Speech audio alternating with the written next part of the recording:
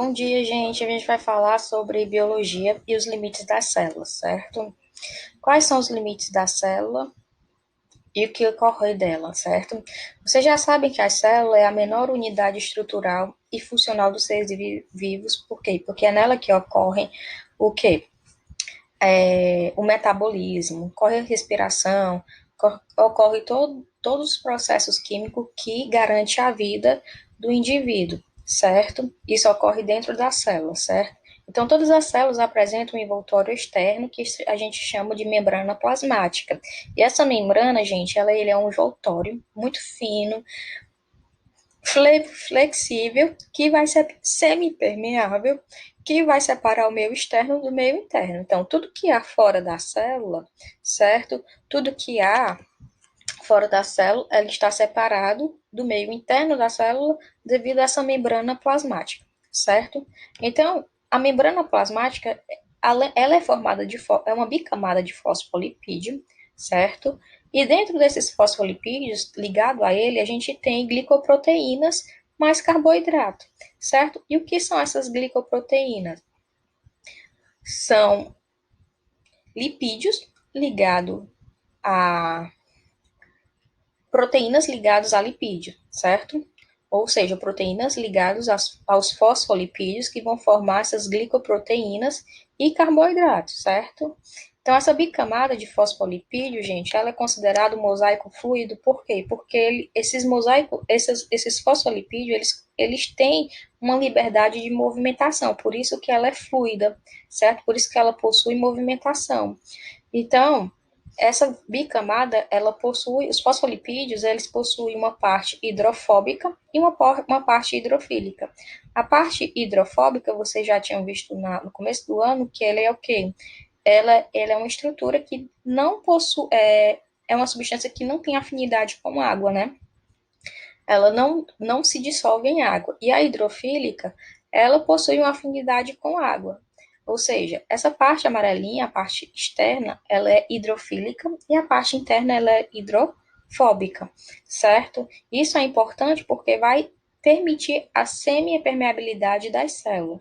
Aqui na figura a gente consegue ver proteínas de canais, certo? Que são facilitadores de transporte, proteínas periféricas, glicoproteínas, carboidratos, certo? Inserido aonde? Em proteínas, glicolipídios, colesteróis e etc. Certo? Então, na célula, nessas células, gente, ocorre o quê? A proteína, gente, pode se mover horizontalmente, né? Eu pulei um slide, tô voltando. Então, as proteínas, elas podem se mover horizontalmente e são divididas de duas formas, as transmembranais e as periféricas. As transmembranais, gente, são essas que atravessam a membrana plasmática de um lado para o outro, que vão facilitar o quê? O transporte de substâncias de dentro para fora e de fora para dentro, sem gasto de energia. E as periféricas, elas não atravessam a membrana plasmática, certo? Que é o exemplo de uma periférica. Dentro dessa membrana plasmática, junto com essa membrana plasmática, existe o que? O reconhecimento, existe carboidratos, e esses carboidratos, eles são de fundamental importância para o quê? Para o reconhecimento de célula a célula. Então, carboidratos mais lipídios, glicolipídios, carboidratos mais proteínas, glicoproteínas.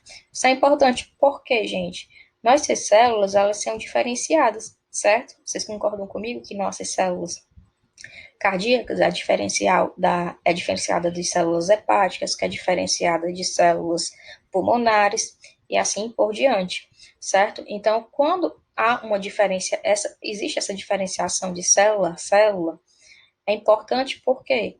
Porque aí, quando houver alguma invasão, algo errado, esses tipos de glicolipídios e glicoproteínas reconhecem, eles ativam o sistema imunitário, certo? Para excluir essa célula. Isso é importante, a gente entende também o motivo de rejeição de transplantados. Uma pessoa transplantou um fígado, um rim, por que houve rejeição desse órgão? Devido ao reconhecimento desses glicolipídios e glicoproteínas do organismo, que não é compatível de um ser humano para o outro, certo? Então, isso é muito importante, certo? Na célula ocorre reconhecimento de substâncias de proteínas receptoras, que são substância extracelular, que a gente vai chamar de mensageiro ou ligantes, e mensageiros intracelular, certo? Esse mecanismo, gente, é um tipo de transporte, e esse mecanismo, ele é chamado como chave e fechadura, certo? É um tipo de transporte passivo, que vamos ver, certo? Então, gente, como a gente já havia falado, vocês sabem que dentro da célula, como ocorrem várias reações químicas, há necessidade de transporte de substância, tanto de fora para dentro, como de dentro para fora. E essas células trocam constantemente substâncias com o meio para quê? Para realizar suas atividades metabólicas, certo? E quais são essas substâncias? Gás oxigênio, algumas delas são gás oxigênio, gás dióxido de carbono, glicose e aminoácidos, certo? Que a gente tem a representação de três tipos de transporte, certo? O transporte passivo, difusão facilitada e a bomba de sódio e potássio, certo? Então, por que ocorre esse tipo de transporte, certo? Quando a gente fala de membrana plasmática, a gente fala que essa membrana ela é semipermeável ou com permeabilidade seletiva. E o que significa isso?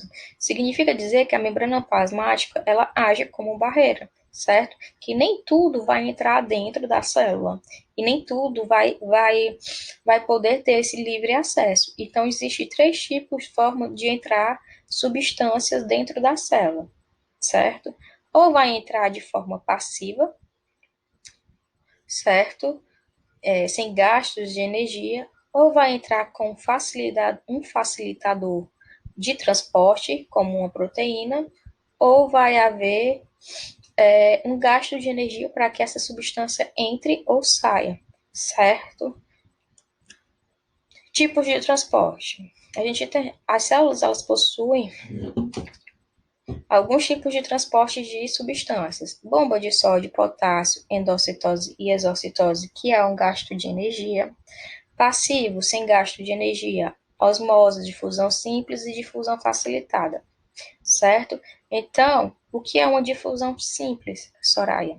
Uma difusão simples é quando uma substância muito pequena, que tem afinidade com a membrana plasmática, ela sai, ela tem essa permeabilidade com a membrana celular, ela sai do meio de menor concentração para o de maior concentração, certo? Por exemplo, quando a célula tem gás carbônico, esse gás carbônico vai passar pela célula, certo? E vai se difundir com o sangue, e o gás oxigênio, ele vai entrar dentro da célula para poder fazer as realizações do que? Das suas reações químicas. Então, difusão simples são substâncias que conseguem atravessar a membrana plasmática, substâncias que são capazes de atravessar a membrana plasmática sem gasto de energia, e essas substâncias ela têm afinidade com a membrana plasmática, certo? Difusão facilitada ocorre com uma proteína facilitadora, certo? E essas proteínas, ela vai ter que ter o quê? Um reconhecimento da substância que vai entrar ou sair da célula, certo? Não existe esse mecanismo de reconhecimento da substância que vai entrar na célula. Exemplo, a proteína ela vai reconhecer aminoácido ou monossacarídeo que precisa entrar dentro da célula para quê? Para garantir a energia do metabolismo celular. Então, esse mecanismo de difusão facilitada é conhecido como chave e fechadura. Também tem outro tipo de transporte passivo que a gente chama de osmose, certo? Então, a pressão osmótica, gente, ele tenta equilibrar o sistema. Dessa vez, não é a substância que vai se locomover de um lado para o outro, mas sim a água, certo? Então, a osmose é pressão osmótica ele vai equilibrar o sistema, certo? Difusão de moléculas na água solvente para o meio de menor concentração para o de maior concentração, tentando equilibrar aí a tentando equilibrar o sistema, certo? Por um exemplo, se a célula está muito concentrada de sal, ela tem muito sal dentro, então e muito pouco sal fora, então é preciso que colocar água dentro da célula, certo? Isso vai garantir o que? Pressão alta, né? Indivíduos com pressão alta. Então, a célula vai precisar de muita água para equilibrar o meio fora e o meio dentro da célula, para que eles fiquem equiparados, certo? Então, é a movimentação de solvente, certo? De fusão de moléculas na água, certo? E ele pode ser diferenciado de três formas, certo? O sistema ele pode ser diferenciado de três formas. O isotônico, quando o gradiente estão equilibrado. Hipertônico, quando existe um lado de maior concentração, então esse lado de maior concentração de soluto, ele é o quê? Ele é hipertônico. O que tem mais soluto, substância, ele é o hipertônico. E o hipotônico, ele é o de menor concentração, o ambiente que tem menor concentração de substância. Lembrando que soluto é a substância e solvente é a água, certo? A gente tem aqui, ó, exemplos de células, certo? A célula túrgida, certo? Aqui é a célula túrgida, que está hipotônica. Por quê? Porque houve entrada de muita água, né? A gente tem a célula isotônica, que a entrada de água é igual à saída de água, está em equilíbrio. E a hipertônica, o meio extracelular, tem muito mais soluto do que o meio intracelular. Então, a célula vai perder água para tentar equilibrar esse sistema. Então, a célula vai ficar hipertônica, certo? Aqui a gente tem outro exemplo de osmose, certo?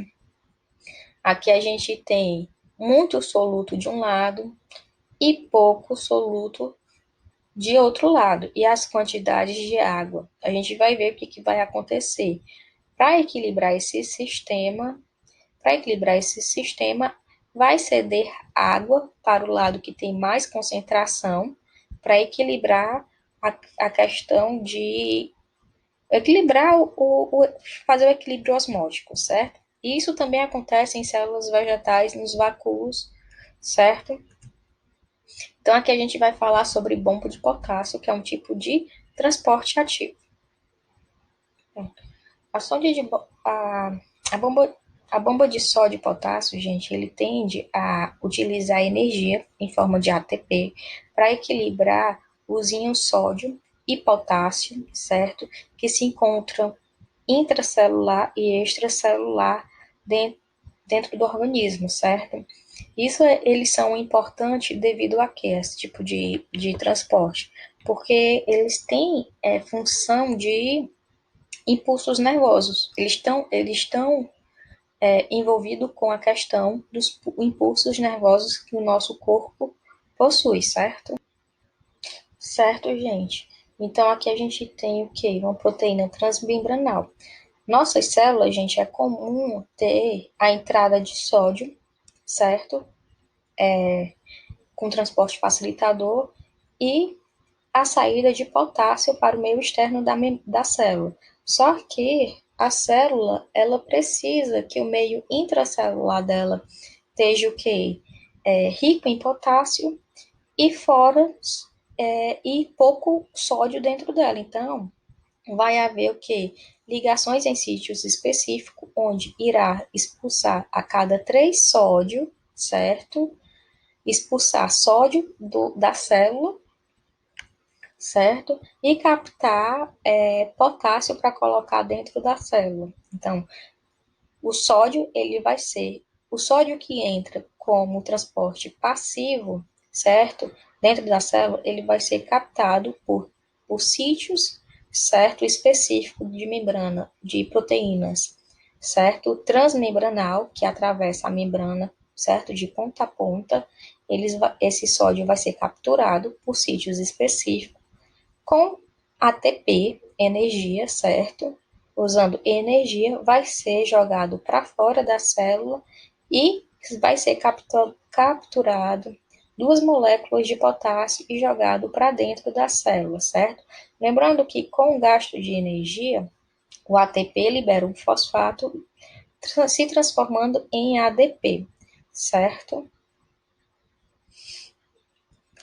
A gente vai falar também sobre endocitose, que é um tipo de transporte ativo. Endocitose, gente, ele é um tipo de transporte ativo que vai capturar moléculas extracelular e vai levar para o meio intracelular, onde esse meio intracelular vai haver a formação de fagossomos, certo? Que irá o quê? Digerir essas moléculas orgânicas. Depois vai formação de vesículas, que irá fazer o quê? A a eliminação das excretas, certo? Exocitose também é um meio de transporte ativo, só que esse meio de transporte ativo ele irá o quê? Pegar moléculas, certo? Dissolvida no meio extracelular, pequenas partículas, certo? Enquanto a exocitose são macromoléculas, endocitose são macromoléculas, exocitose são micromoléculas, certo? Micropartículas. Para casa, lê o capítulo 5, faz a atividade da página 89 e 90, certo?